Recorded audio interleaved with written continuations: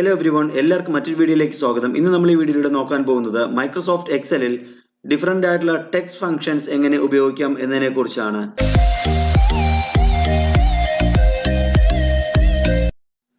അപ്പോൾ വീഡിയോയിലേക്ക് കടക്കുന്നതിന് മുന്നേ ചാനൽ നിങ്ങൾ ഇനിയും സബ്സ്ക്രൈബ് ചെയ്തിട്ടില്ലെങ്കിൽ ഇപ്പോൾ തന്നെ ഒന്ന് സബ്സ്ക്രൈബ് ചെയ്ത് ബെൽ ബട്ടൺ അമർത്തി ഓൾ നോട്ടിഫിക്കേഷൻ എനേബിൾ ചെയ്യുക. കൂടാതെ വീഡിയോ നിങ്ങൾക്ക് ഏതെങ്കിലും തരത്തിൽ ഉപകാരപ്പെടുന്നുവെങ്കിൽ വീഡിയോ ലൈക്ക് ചെയ്ത് കമന്റ് ചെയ്ത് മറ്റുള്ളവർക്കായി ഷെയർ ചെയ്ത് നൽകുക.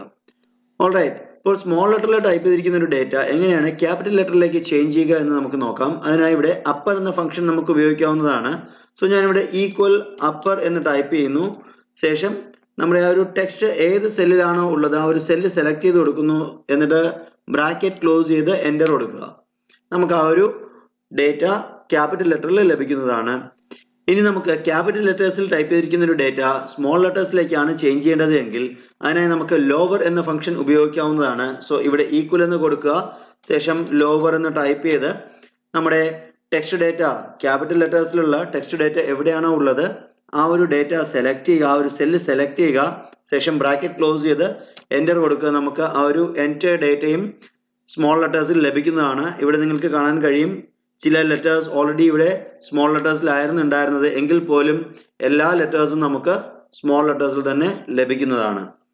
ഇനി നമുക്ക് പ്രോപ്പർ കേസ് ആണ് യൂസ് ചെയ്യേണ്ടതെങ്കിൽ അതിന് നമുക്ക് പ്രോപ്പർ എന്നുള്ള ഫംഗ്ഷൻ ഉപയോഗിക്കാവുന്നതാണ്. അതായത് പ്രോപ്പർ കേസ് എന്ന് പറയുമ്പോൾ നമ്മുടെ ടെക്സ്റ്റിന്റെ ഫസ്റ്റ് ലെറ്റർ മാത്രം ക്യാപിറ്റലിൽ ഉണ്ടാകും, ബാക്കി ലെറ്റേഴ്സ് സ്മോൾ ലെറ്റേഴ്സിലായിരിക്കും ഉണ്ടാവുക. അപ്പോൾ അതിനായിട്ട് ഈക്വൽ പ്രോപ്പർ എന്ന് ടൈപ്പ് ചെയ്യുക.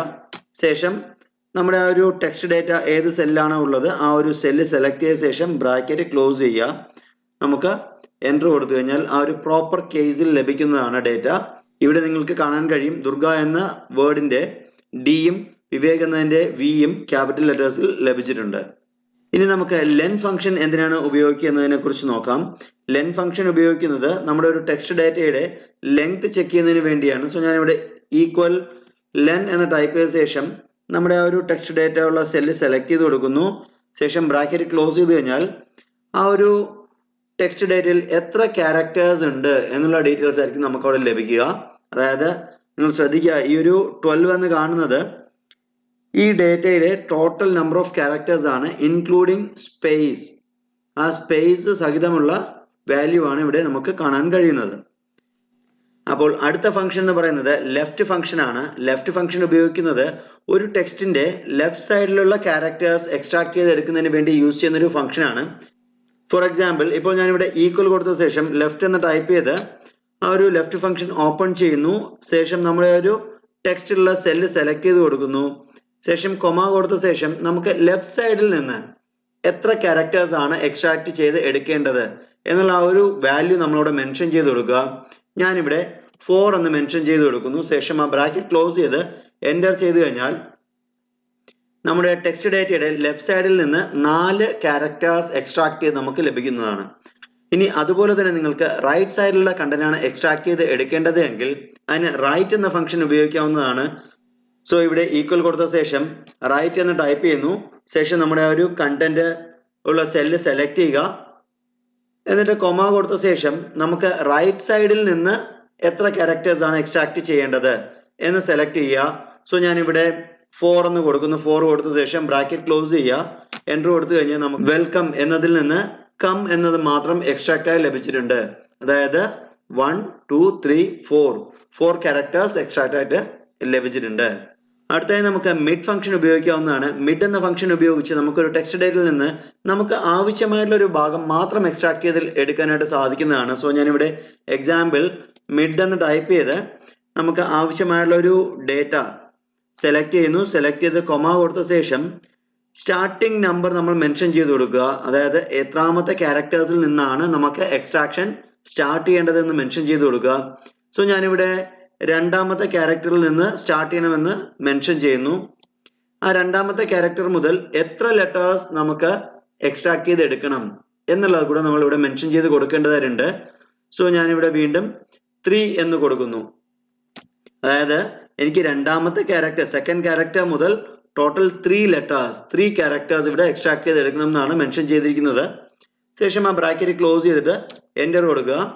നമുക്ക് ആ രണ്ടാമത്തെ ലെറ്റർ മുതൽ ഉള്ള 3 ലെറ്റേഴ്സ് ഇവിടെ എക്സ്ട്രാക്റ്റ് ആയിട്ട് ലഭിച്ചിട്ടുണ്ട്.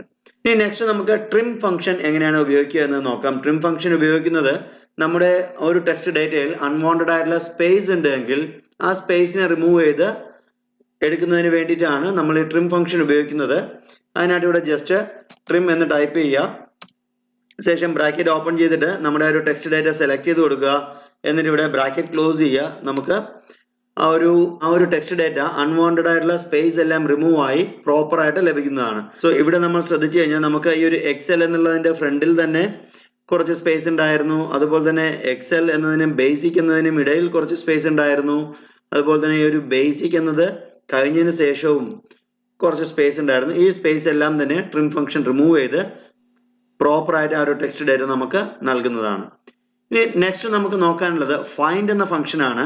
അതായത് ഫൈൻഡ് ഫംഗ്ഷൻ ഉപയോഗിക്കുന്നത് ഒരു പ്രോപ്പർ ടെക്സ്റ്റ് ഡേറ്റയിൽ നിന്ന് ഒരു പർട്ടിക്കുലർ ലെറ്റർ അല്ലെങ്കിൽ ഒരു പർട്ടിക്കുലർ പോർഷൻ മാത്രം ഫൈൻഡ് ചെയ്തെടുക്കുന്നതിന് വേണ്ടിയാണ് ഫൈൻഡ് ഫംഗ്ഷൻ ഉപയോഗിക്കുന്നത്. ഈക്വൽ ഫൈൻഡ് എന്ന് ടൈപ്പ് ചെയ്യുമ്പോൾ തന്നെ നമുക്കിവിടെ കാണാൻ കഴിയും ഫൈൻഡ് ഈസ് കേസ് സെൻസിറ്റീവ്. ഈ ഫൈൻഡ് ഫംഗ്ഷൻ കേസ് സെൻസിറ്റീവ് ആണ് എന്ന് നമ്മൾ എപ്പോഴും ഓർക്കുക. സോ ഞാനിവിടെ ബ്രാക്കറ്റ് ഓപ്പൺ ചെയ്ത ശേഷം നമുക്ക് ഏത് ഡേറ്റയാണോ ഫൈൻഡ് ചെയ്യേണ്ടത് ആ ഒരു കണ്ടന്റ് ഞാനിവിടെ ഡബിൾ കോട്ട്സിനകത്ത് കൊടുക്കുന്നുണ്ട്. സോ എനിക്കിവിടെ ഇ എന്ന ഡേറ്റയാണ് ഫൈൻഡ് ചെയ്യേണ്ടത്. സോ ഞാനിവിടെ അത് ഡബിൾ കോട്ട്സിനകത്ത് ഇ എന്നത് മെൻഷൻ ചെയ്തു. ശ്രദ്ധിക്കുക, ഈ ഒരു ഫൈൻഡ് ഫംഗ്ഷൻ കേസ് സെൻസിറ്റീവ് ആണ്. സോ ഞാനിവിടെ സ്മോൾ ലെറ്റർ ഇ ആണ് കൊടുത്തിരിക്കുന്നത്. അപ്പോൾ നമ്മുടെ ഈ ഒരു എക്സൽ എന്നുള്ള വേർഡിൽ നിന്ന് സ്മോൾ ലെറ്റർ ഇ ആയിരിക്കും ഇത് ഫൈൻഡ് ചെയ്യുക. ശേഷം കൊമ കൊടുക്കുക. കൊമ കൊടുത്ത ശേഷം ഏത് ടെക്സ്റ്റ് ഡേറ്റയിലാണോ ഈ ഒരു കണ്ടന്റ് നമുക്ക് ഫൈൻഡ് ചെയ്യേണ്ടത് ആ ഒരു സെല്ല് സെലക്ട് ചെയ്ത് കൊടുക്കുക. സെലക്ട് ചെയ്ത ശേഷം ബ്രാക്കറ്റ് ക്ലോസ് ചെയ്ത് എൻ്റർ കൊടുക്കുക.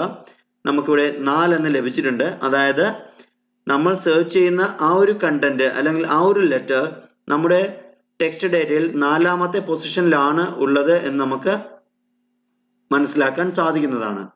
സോ ഇവിടെ ഞാനിപ്പോൾ ഈ ഒരു സ്മോൾ ലെറ്റർ ഇക്ക് പകരം ഇവിടെ ക്യാപിറ്റൽ ലെറ്റർ ഇ കൊടുത്തു കഴിഞ്ഞാൽ നമുക്കത് 1 എന്ന് ലഭിക്കുന്നതാണ്. അതായത് ഇവിടെ ക്യാപിറ്റൽ ലെറ്റർ ഇ 1ാമത്തെ പൊസിഷനിലാണ് ഉള്ളത്. അപ്പോൾ ഫൈൻഡ് ഫംഗ്ഷൻ എങ്ങനെയാണ് ഉപയോഗിക്കുക എന്ന് നിങ്ങൾക്ക് മനസ്സിലായി എന്ന് കരുതുന്നു. ഇതിന് സിമിലർ ആയിട്ടുള്ള മറ്റൊരു ഫംഗ്ഷൻ ആണ് സെർച്ച് ഫംഗ്ഷൻ എന്ന് പറയുന്നത്. ഇവിടെ നമുക്ക് എക്സാമ്പിൾ സെർച്ച് എന്ന് ടൈപ്പ് ചെയ്ത് ബ്രാക്കറ്റ് ഓപ്പൺ ചെയ്ത ശേഷം നമുക്ക് ഏത് ടെക്സ്റ്റ് ആണോ ഫൈൻഡ് ചെയ്യേണ്ടത് ആ ഒരു ടെക്സ്റ്റ് ഇവിടെ ടൈപ്പ് ചെയ്ത് കൊടുക്കുക. നേരത്തെ പോലെ തന്നെ ടെക്സ്റ്റ് ഇവിടെ ടൈപ്പ് ചെയ്ത് കൊടുക്കുക. ശേഷം ഡബിൾ കോട്ട്സ് ക്ലോസ് ചെയ്ത ശേഷം കൊമ കൊടുത്തിട്ട് നമുക്ക് ഏത് ടെക്സ്റ്റ് ഡേറ്റയിൽ നിന്നാണ് ഈ ഒരു പർട്ടിക്കുലർ ലെറ്റർ അല്ലെങ്കിൽ വേർഡ് ഫൈൻഡ് ചെയ്യേണ്ടത് എന്ന് നമ്മൾ സെലക്ട് ചെയ്ത് കൊടുക്കുക. സോ ആ ഒരു സെൽ ഞാനിവിടെ സെലക്ട് ചെയ്യുന്നു. ശേഷം ആ ഒരു ബ്രാക്കറ്റ് ക്ലോസ് ചെയ്ത് എൻ്റർ കൊടുക്കുക.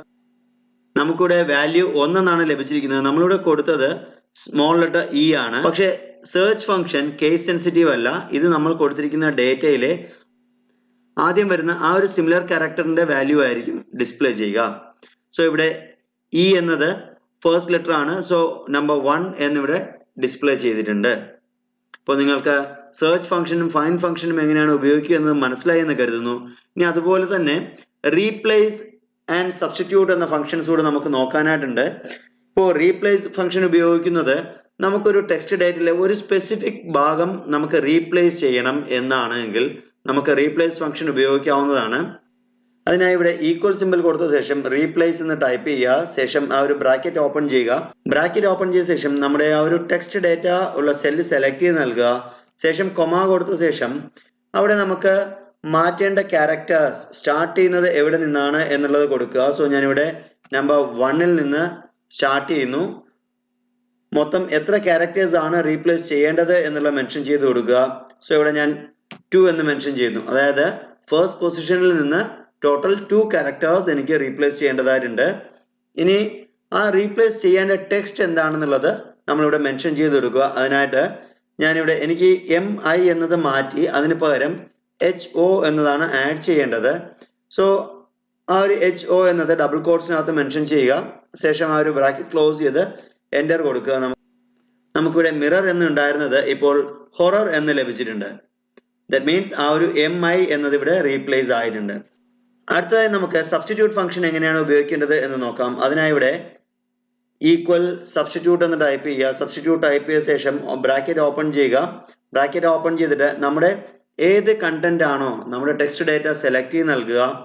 ടെക്സ്റ്റ് ഡേറ്റ സെലക്ട് ചെയ്ത ശേഷം കൊമ കൊടുക്കുക. കൊമ കൊടുത്ത ശേഷം നമുക്ക് ആ ഒരു പർട്ടിക്കുലർ ടെക്സ്റ്റ് ഡേറ്റയിൽ നിന്ന് ഏത് കണ്ടന്റ് ആണ്, ഏത് ഭാഗമാണ് നമുക്ക് സബ്സ്റ്റിറ്റ്യൂട്ട് ചെയ്യേണ്ടതെന്നുള്ളത് നമ്മളിവിടെ മെൻഷൻ ചെയ്യുക. എനിക്കിവിടെ ഹൊറർ എന്നതിൽ നിന്ന് HO എന്ന ലെറ്റേഴ്സിന് പകരം നൽകേണ്ടത് TE എന്നാണ്. സോ ഞാൻ ആ HO എന്നത് ടൈപ്പ് ചെയ്ത് ഒരു കൊമ കൊടുത്ത ശേഷം വീണ്ടും ഡബിൾ കോട്ട്സിനകത്ത് TE എന്ന് ടൈപ്പ് ചെയ്ത് ഡബിൾ കോട്ട്സ് ക്ലോസ് ചെയ്യുന്നു.